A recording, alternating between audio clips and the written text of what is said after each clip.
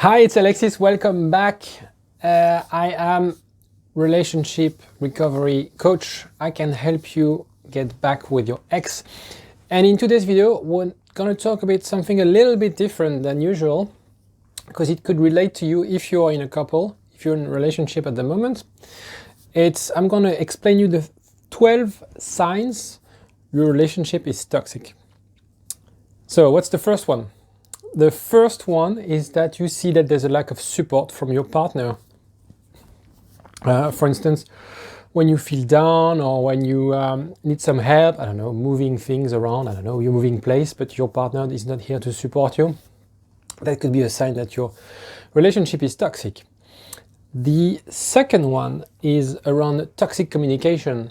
So your partner could tell you things around your weight or telling you things or weighing you down a little bit. All these kind of negative comments could really affect you and could be a sign of a toxic relationship. Number three is jealousy. Some people think that jealousy is a sign of love, and we do believe, our community believes, and actually not only our community of coaches and relationship experts, but science and literature proves that you don't need to be in love to be jealous, or it's not because you're jealous that you're in love. You could be jealous and not being in love.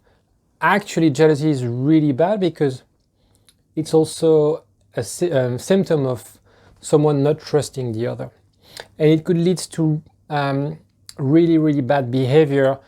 I've had cases where people will track what their partner is doing on their phone, following them up. It's all about control in a way, and that is really toxic. So don't think that my partner is jealous because he or she loves me. It's a sign of controlling. She or he wants to control you, which is toxic, basically. Number 4, again, controlling, but really more on the I'm deciding for you. So it's different than jealousy. It's like I'm deciding for the holidays, I'm deciding what we eat, I'm deciding what you eat, I'm deciding where we live, all these kind of things where you don't have the freedom to choose. That's really toxic, and you should run away from that type of relationship. Number 5 is past resentment. I'm going to give you a very extreme example.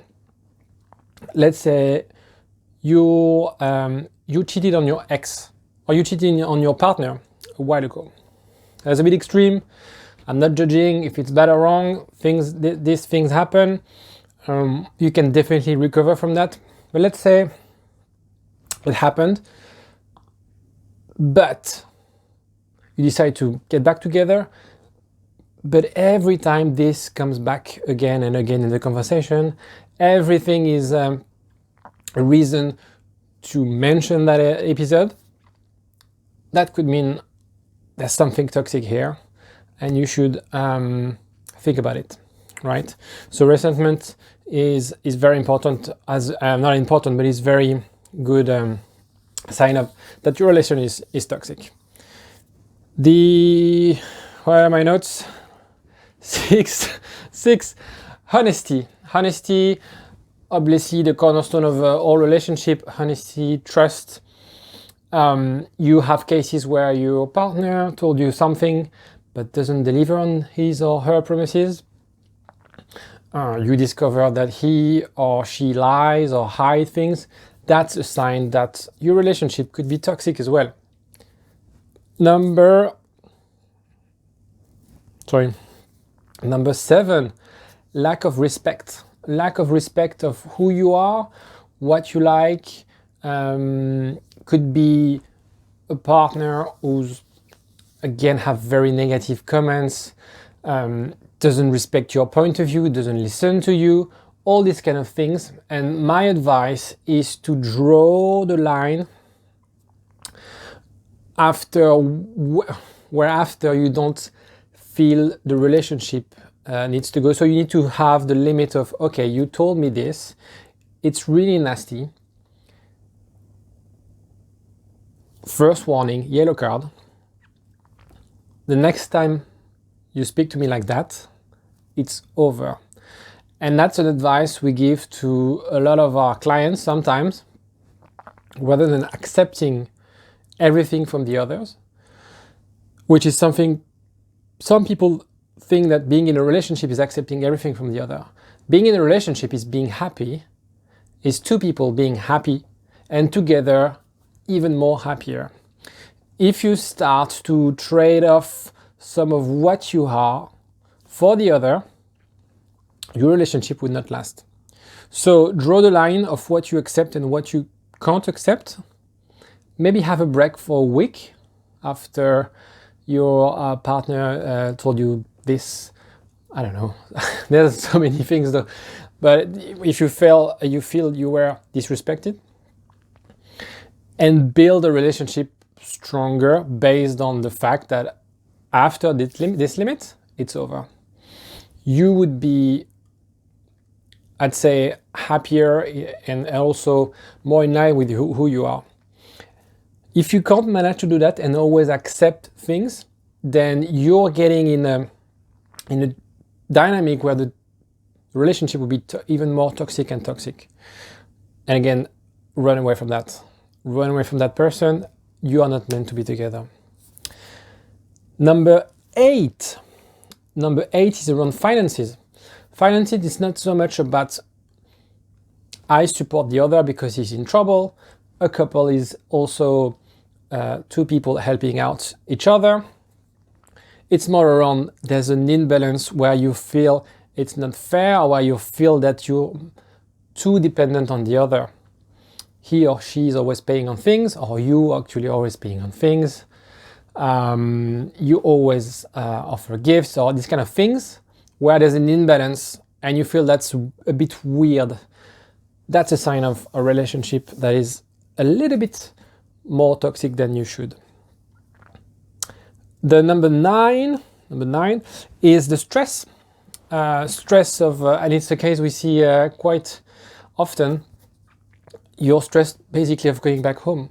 You don't know whether you're going to have a great night, a great evening with your partner, or whether you're going to have arguments, or so maybe, a third of the time you have a good night, or a third of the time you have a good night, but you like to stay home a bit, at work a bit late, so you're postponing when you get back home because you're stressed of being around your partner. You love her, there's a lot of feelings, but you're stressed, there's a tension with your partner. That's a sign, again, that your relationship might be toxic. The number 10s, and we're already there to the 13, and after this one, I'm gonna tell you how to overcome those things, how to detect those things and work around this toxic relationship. So I'm on number 10. Your needs are ignored. So you need to take a break. You need to do something slowly. You need to do something quickly. And the other doesn't respect your need for space, your need for, you want to have a break, but your partner wants to do a lot of things. All these kind of things where you are not respecting in what you need for, whether it's your mental health, your health, friendships, and so on. If your needs are not respected, that's really bad as well in terms of a relationship. Number 11, very common as well, is you feel that you're losing friends. So you traded friends for a relationship with your partner, and that's a sign, actually quite common sign, that it's a toxic relationship. Maybe not at an extreme level, but that's a sign that something is wrong, because you should never choose between your friends and your partner. It should always be, if the other respects you, again, so we are back to the previous point, if your partner respects you, she or he needs to understand that you like to hang out with those friends. She doesn't need to be friends with them, but she needs to accept, or he needs to accept, that they are your friends and that you want to spend time with them. So she or he needs to let you that space and respect that you're gonna go to with some lads at the pub or whatever, watch a football game or whatever. But if you feel that you've lost friends as a result of being with your partner, that's a sign that that's something toxic. And as we all have friends that we lost a bit through the years because of their partner, because of their relationship. And that's a very bad sign. That's something you need to be mindful of. Don't think that being with someone is mean like spending less time with your friends. Maybe spending less time with your friends, maybe less in quantity, but maybe doing things more meaningful or more in terms of quality. But it doesn't mean you should stop seeing your friends. Number 12, and I think I missed one anyway.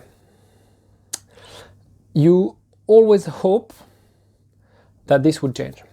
There's something in you telling you, yeah, she's like that, but yeah, she's gonna change. Yeah, he behaved like this, and we had that discussion the other day, but he's gonna change. He's gonna change. You know, this year was crap, but he's gonna change. People don't change. It's a bit of an extreme statement. I'm gonna explain you what I mean.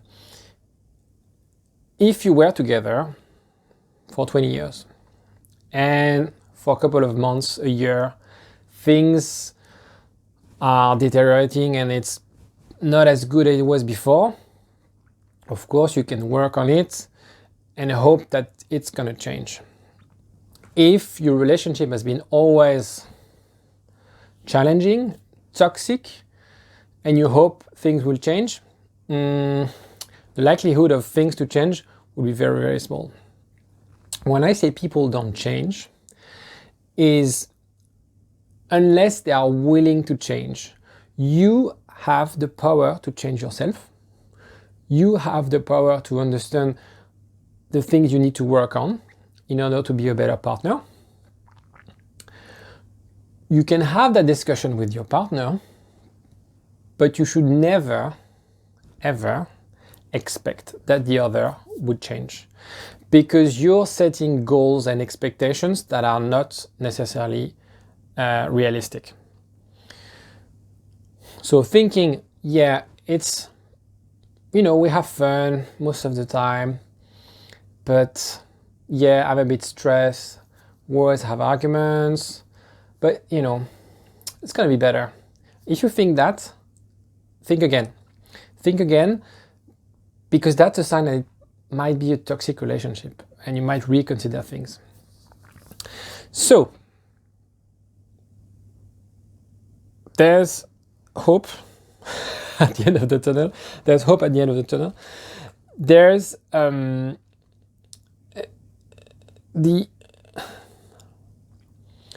you have people who are toxic and who would never change.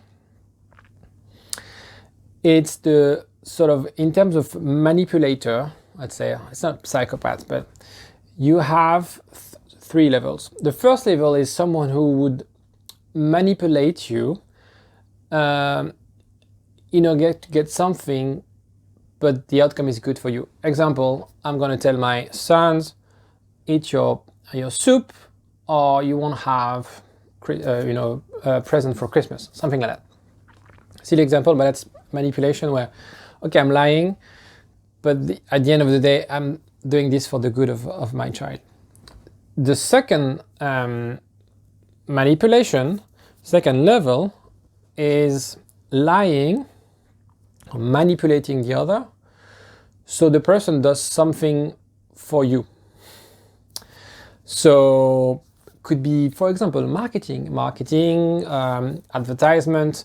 You are manipulated to behave in a certain way.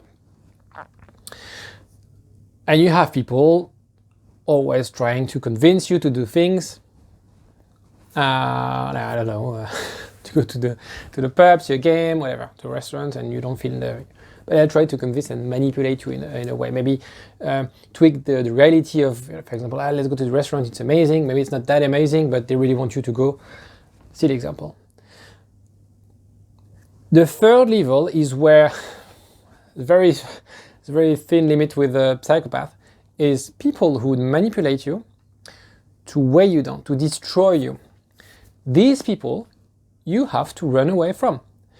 It could be men and women equally, maybe actually sometimes maybe I think more men, but you have to run away from them because this guy would never change. And these guys are driven by destroying you, making you small, because that's how they gain satisfaction, is by seeing you distressed, unhappy, all these kind of things. So run away from these guys. Now, what you need to understand, and I said that before, if you feel the relationship is toxic, you can only start with yourself. You can only start understanding whether, because it's a balance, you could be a reason for that relationship toxicity. I don't know if it's really a word, but you get me. The idea is to really get that communication with your partner and understand whether the sources of arguments or the tension, or for example the fact that he or she is a bit dishonest, all these kind of things, is it maybe part of your behavior? Maybe, example, he's hiding or she's hiding something for you because he's scared of your reaction. Okay, so maybe he feels or she feels you're too controlling, and that's her or his feeling. I'm not saying that that's how you are, but maybe that's his perception, that you're too controlling. So he's lying to you. And that triggers the vicious circle where you discover that he's hiding things from you, he's lying from you, and therefore you're more controlling, and so on and so on. So that could be, try to really diagnose something on yourself. You can only start with by changing yourself. Changing yourself and understanding the other. So these two go well together or work together. So as I said, the example of the other, and so if I take the example of controlling, so why is that person so controlling? Maybe in the past, he or she had a relationship where she couldn't trust, was cheated on by his or her ex, and now is insecure and feels the need to control you because she or he is insecure. So we start from a point where you felt, I'm controlled by this control freak person, but at the end of the day you realize that it's because of her or his insecurity.